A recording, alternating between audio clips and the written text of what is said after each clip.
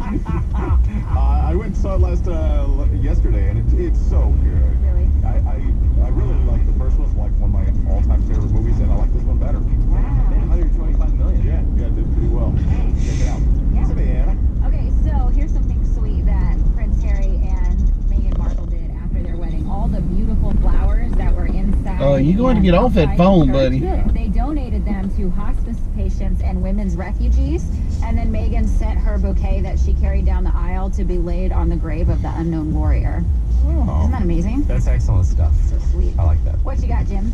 Well, Music Row has been kind of disappearing for a while. It is one of the things that makes makes Nashville unique.